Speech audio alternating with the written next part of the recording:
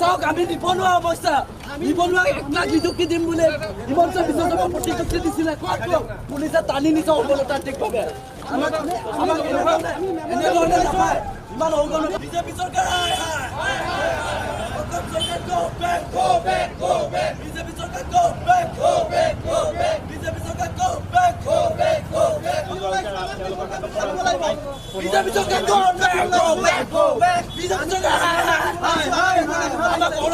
গণতান্ত্ৰিকভাৱে এনেকৈ আমি ধুনীয়াকৈ কোনো প্ৰতিবাদো কৰা নাছিলোঁ এনেকৈ নাপায় হিমন্ত বিশ্ব শৰ্মা ডাঙৰীয়া ইমান অগণতান্ত্ৰিক কাম ৰাইজে সহ্য নকৰে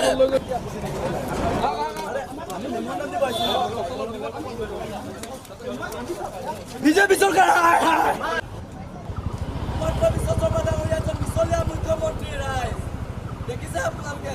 2 লাখ নিযুক্তি দিম বুলি কয় আজি তাৰিখত 20-30,000 ওপৰত নিযুক্তি দিব পৰা নাই বিজেপি চৰকাৰ শাসনলৈ আহোঁতে তেওঁলোকৰ প্ৰথম যিটো আছিল প্ৰতিশ্ৰুতি আছিল সেই প্ৰতিশ্ৰুতিটো আছিল যে তেওঁলোকে 2 লাখ নিবনুৱাক তেওঁলোকে 5 বছৰৰ ভিতৰত নিযুক্তি দিব ইয়াৰে 1 লাখ নিবনুৱাক তেওঁলোকে নিযুক্তি দিব 1 বছৰৰ ভিতৰত আৰু 1 লাখ চৰকাৰী নিযুক্তি দিব তেওঁলোকে 4 বছৰ মানে অৰ্থাৎ 5 বছৰত তেওঁলোকে 2 লাখ নিবনুৱাক তেওঁলোকে নিযুক্তি দিব কিন্তু আজি 2টা বছৰ অতিক্ৰম কৰি গ'ল এতিয়ালৈকে আমি দেখিলোঁ যে প্ৰায় তেওঁলোকে 41,000 নিযুক্তি তেওঁলোকে দিছে আৰু যিখিনি চাকৰি দিছে সেইখিনিতো আমি দেখিছোঁ যে সাংঘাতিক ধৰণে অভাৰলেপিং হৈছে আৰু এতিয়া অহা 6 তাৰিখে তেওঁলোকে কৈছে যে অহা 11 তাৰিখে 6 তাৰিখে ঘোষণা কৰিব আৰু 11 তাৰিখে অমিত শ্বাহ ডাঙৰীয়া আহিব আৰু অমিত শ্বাহ ডাঙৰীয়া অহাৰ দিনাখন তেওঁলোকে নিযুক্তি দিম বুলি কৈছে বহুত চাকৰি নিযুক্তি দিম বুলি কৈছে কিন্তু এই যি নিযুক্তি প্ৰক্ৰিয়াত বা নিযুক্তি মেলা পাতিব বিচাৰিছে তাত আমি দেখিছোঁ যে আমাৰ যিখন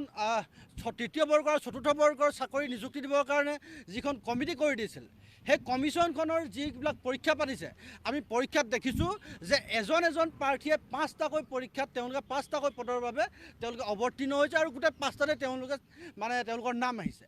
গতিকে এনেকুৱা যদি হয় সঁচা অৰ্থত যদি আপোনালোকে ক'বলৈ চাবলৈ যায় তেনেহ'লে এই যি নিযুক্তি দিব 26,441টা পদৰ যি নিযুক্তি এই নিযুক্তিটোত মাত্ৰ 12,000 মান আচলতে নিবনুৱাইহে ইয়াতে চাকৰি পোৱাৰ সম্ভাৱনা আছে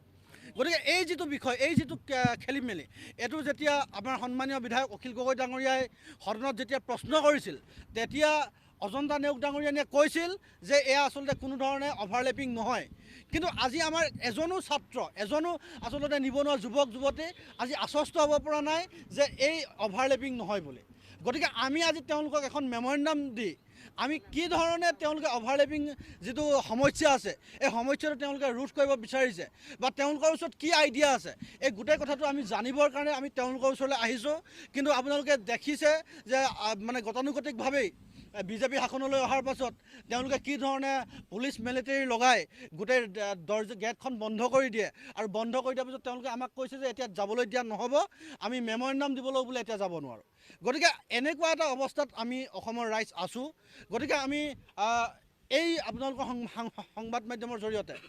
আমি চৰকাৰক দাবী জনাইছোঁ যে আমাক মেমৰেণ্ডামখন দিবলৈ সুবিধা দিয়ক আমি মেমৰেণ্ডামখন দিব বিচাৰিছোঁ আমি তেওঁলোকৰ পৰা জানিব বিচাৰিছোঁ যে তেওঁলোকে কেনেকৈ এই অভাৰলেপিঙৰ সমস্যাটো তেওঁলোকে নাইকিয়া কৰিব বিচাৰিছে সঁচাকৈ কেনেকৈ 1 লাখ নিবনুৱাক তেওঁলোকে নিযুক্তি দিব বিচাৰিছে এই কথাটো আমি তেওঁলোকৰ পৰা জানিব বিচাৰিছোঁ আৰু যদি তেওঁলোকে এই কথাটো নকয় তেনেহ'লে আমি আৰু বুজিবলৈ আমাৰ বাকী নাথাকিব যে চৰকাৰখনে আচলতে এনেই ঢাক ঢোল বজাবলৈহে 1 লাখ কৰি আছে কিন্তু তেওঁলোকৰ 1 লাখ চাকৰি দিয়াৰ কোনো সামৰ্থ্য নাই তেওঁলোকে আচলতে 40-50 হাজাৰ নিবনুৱাক নিযুক্তি দিয়ে তেওঁলোকে দায়িত্ব সামৰিব বিচাৰিছে গতিকে আমি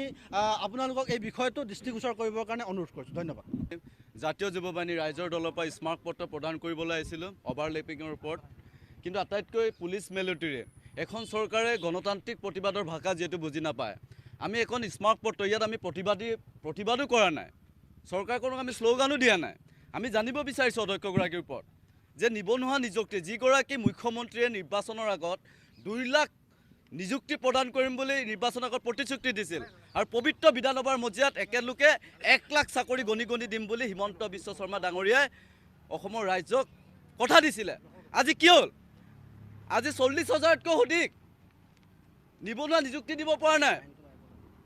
অতি লজ্জাজনক বিষয় আৰু একেটা পোষ্টত যিগৰাকী 40,000 যে গভৰ্ণমেণ্টে যেতিয়া কৈ আছে বিধানসভাৰ মজিয়াত দিছোঁ বুলি তাতো একেটা পোষ্টত প্ৰায় 5টাতকৈ পদত একেটা কেণ্ডিডেটে ফিল আপ কৰা হৈছিলে বেলেগ পদত কিন্তু আজিৰ তাৰিখত আপুনি যদি এইটো হিচাপ কৰি চায়, কাৰণ একেলোকে গোটেই ৱেটিং লিষ্টবোৰ প্ৰকাশ নকৰে আজিৰ তাৰিখত। গতিকে আমি ধিক্ষাৰ দিছোঁ। অত্যন্ত দুখৰ বিষয়ে বিজেপি চৰকাৰখনে এতিয়া দাঁড়ত বুজা চৰকাৰ। একেলোকে নিবনুৱাক যে সংস্থাপন দিম, নিবনুৱাক যে নিযুক্তি দিম বুলি যে বাৰে বাৰে প্ৰতিশ্ৰুতি দিছিলে হিমন্ত বিশ্ব শৰ্মা ডঙাৰী, আজি দাঁড়ত পোত গাত গৈছে। আজি নিবনুৱা 1 লাখ নিযুক্তি দিব নোৱাৰে।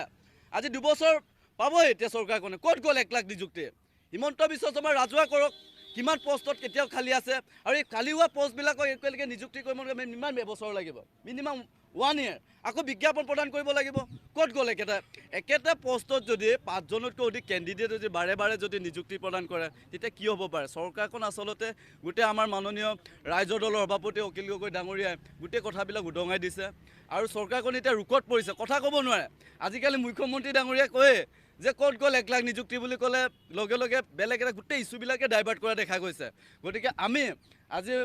অনুৰোধ জনাইছোঁ, আপোনালোকৰ পুলিচ প্ৰশাসন আছে, আমি অধ্যক্ষগৰাকীক আমি সন্মান কৰে আমি ধুনীয়াকৈ পাতিম কথাবিলাকৰ প্ৰসংগত। গোটেই বিষয়টোক আপোনালোকে ভিতৰুৱাভাৱে জানে। আমি ৰাজহুৱা স্বাৰ্থত আমি আজি